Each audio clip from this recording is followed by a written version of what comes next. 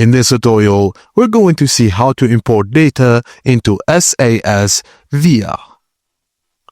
Firstly, open the SAS Data Explorer. Then select the local file option to both and select the file from your computer.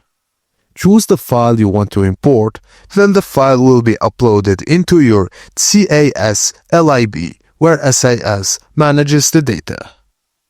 Easy, convenient, and available across various SAS Viya tools, and can upload directly through the browser interface.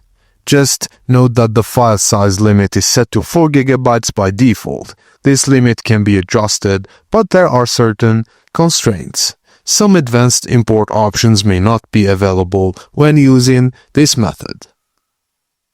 Just select the file from your PC and initiate the upload directly into your SAS environment.